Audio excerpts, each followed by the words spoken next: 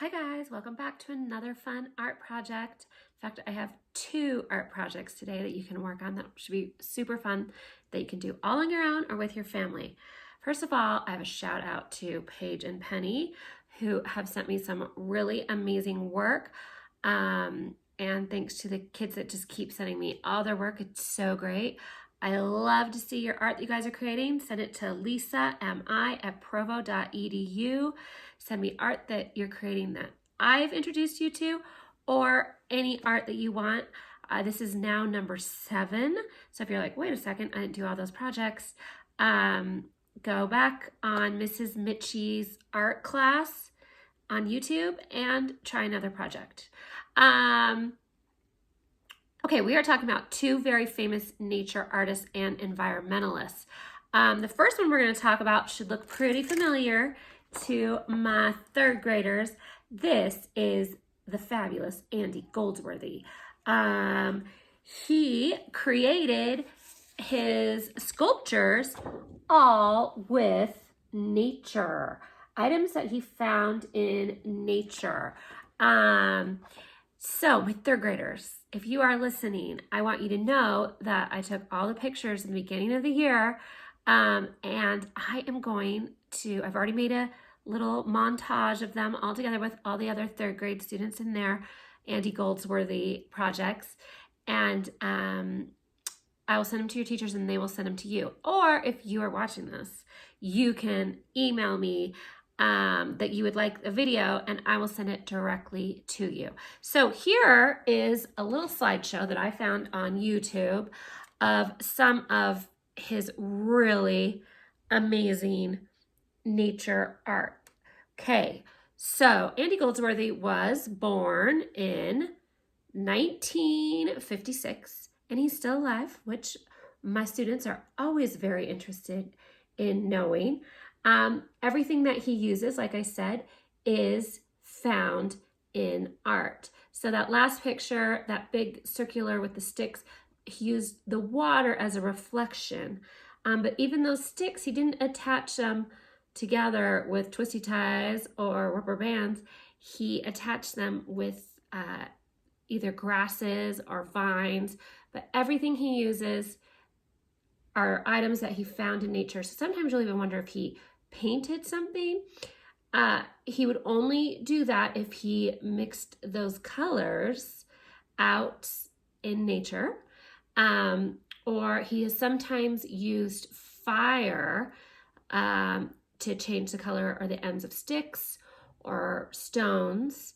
But if you notice, he is a master artist and also a master at patience, because a lot of times his projects will get ruined. There's a great video of him working in real time, and you'll see that sticks fall, icicles break, leaves fly away in the wind, and he knows that's all part of nature and that's a natural process of his art. So 3rd graders that already did this, go out, because now we have some beautiful spring items that you can use for your art. When we do it in the fall, and we have a limited supplies of things found in nature on the school campus. We can't go very far.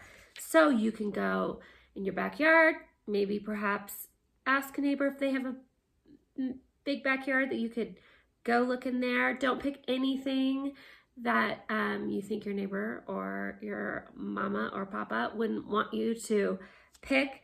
Go to the park, go to nature walk, go hike up the canyon, and take a bag and grab some things. When you're out in the parks, you're not supposed to take rocks or anything like that, but you could form your nature art there and then put the things back. Okay, so here, just exploring in my backyard and in areas that I know nobody ever goes. Dandelions, nobody's ever gonna be sad that you picked dandelion because they're a weed. That is a yellow flower. And then I also found these other beautiful purple flowers. They look kind of blue in this, but I love that they are they're the opposite colors there. We know all about that. Contrasting colors, complementary colors. So they look beautiful together. And then I just found some other flowers to kind of fit in there. And I just made an interesting pattern. If you'll notice his projects that Andy Goldsworthy did, they're usually very simple forms that you would find in nature. Maybe a spiral, maybe even like a pine cone shape, but not necessarily a pine cone. But my son, he actually did something that wasn't so abstract. He wanted to take nature and create something that we can identify. And this is his little running guy there. And he just used locust pods and some rocks for the face. And then he made something identifiable. I've had kids make their names out of things that they found. You can do whatever you want, or just make something symmetrical and beautiful, some kind of interesting pattern.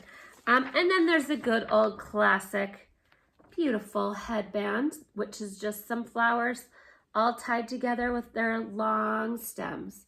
So look at that. You could make a necklace, headband, you could make a bracelet, you could make any kind of thing you want. Just be creative and be inspired. All right, my second artist is Ansel Adams, very famous photographer, arguably the most famous photographer of nature in the world.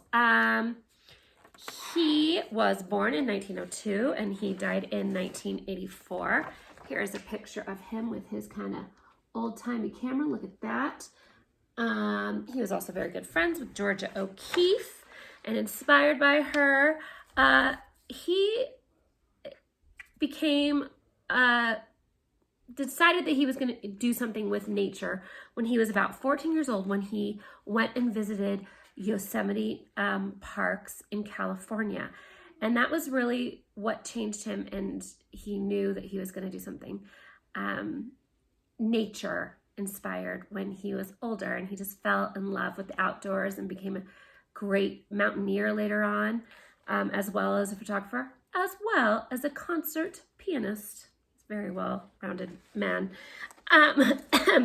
So this whole group of photos in this book right here, this chapter is called Mountain and Skies. So that was something that he really liked to see, is see those beautiful mountains against the big vastness of the sky. And guess what? Aren't we so lucky that we live in Utah and we can just look outside our window and see some beautiful mountains. So you're really going to use your artist's eye when you are inspired by what you see. I personally love the clouds in the sky. Those lines of those clouds versus the very jaggedy lines of the rocks. And notice how his paintings, or not his paintings, his photography is done in black and white. And sometimes that's even off-centered. Look at that. He really wanted to have a lot of big sky here and the rock over on this side. Isn't that interesting? So you're going to be taking photographs of some things that you're inspired by outside. He didn't only just do big sky, big mountains. He also did some up close pictures. We've got the cactus there in Arizona. He has got the geyser in good old Yellowstone. He was known as the photographer of the West. So we've got a lot of pictures of obviously California, where he was also born, and a lot of Arizona, the Grand Canyon, a lot of the Grand Tetons in Wyoming, and also some here in Utah. And look at that beautiful leaf. That's very Georgia O'Keeffe-esque right there.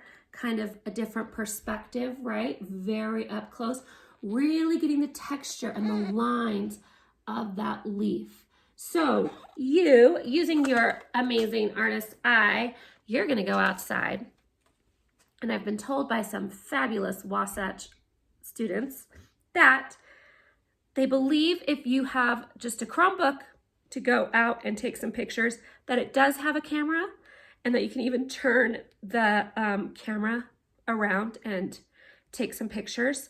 Or you can use somebody in your house phone if they allow you to. Use their phone to take photos, or an iPad or anything like that that will take photos and you have permission. So some of my photos that I just went outside and took were, I was inspired by his mountains and sky. And I took this. I really loved the lines of that road. And then that jaggedy texture and lines of the mountains versus this very dry land here. And then, you know, we got some dramatic dead trees, which if you're one of my third graders, you know I love. So I just thought that was a really interesting combination of all those things together. Then I went also a little bit more simple on this one. I just took a budding tree and the sun behind it and took a little picture of that. Now what you're gonna do, again, is you're gonna go outside and you're gonna take a ton of pictures. You're gonna maybe try to find the really interesting lines of a tree. You're gonna try to maybe get an up-close picture of a flower or a leaf. Now remember, color isn't really going to be what is inspiring you in this project. Now you can definitely take a lot of pictures of something that's beautiful color-wise and just keep it the way it is. But for the Ansel Adams project, you're gonna just kind of take lots of pictures. And then, obviously mountains and sky. Then you're gonna go back and look at all your pictures. And you're gonna go into edit right there on this device. And I'm gonna go right down here. I have 3 circles right here, but there'll be you'll just have to be a little creative and maybe ask somebody for some help if you don't know how to do this. But on this, it's those 3 little dots, and then you slide through them and you can choose different colors of that. So I'm still in color. I would like to get into the black and whites. So here we have mono, which is considered black and white. We have silver tone, which is considered black and white. It's looking a little blue on yours, but these are black and white. So there's different variances of the black and white.